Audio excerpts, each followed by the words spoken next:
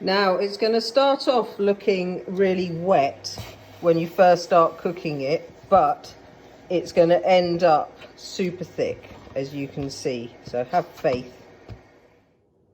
Here are some of the toppings that I've prepared for the top of the polenta tart. I've got some grilled courgettes, a bit of mozzarella, some roasted red onions, roasted peppers, some thyme, salt, a local Yorkshire feta type sheep's cheese.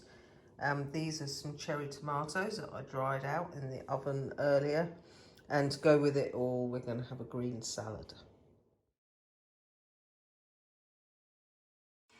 So here's my polenta tart case, and I've just put some pasta sauce, a shop bought pasta sauce on the top of it, and put it back in the oven to heat up. And then I'm going to start my toppings, and I've got some slow roasted red onions and red peppers, a bit like a pizza really. You can put anything that you fancy on here.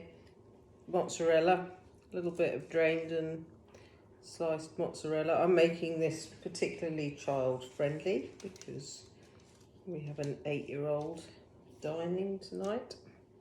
And then some of this lovely local sheep's cheese, a bit like feta. And here I have some nice bits of grilled courgette that I did on the top of the essie earlier. This I'm just going to pop back in the oven until it's nice and hot and bubbly and melty. So here we have our cooked polenta tart, and on this I'm going to add some sun-dried cherry tomatoes, and then to finish it off I've got some nice pieces of air-dried ham, and that's it. We're going to dish it up and enjoy a delicious supper.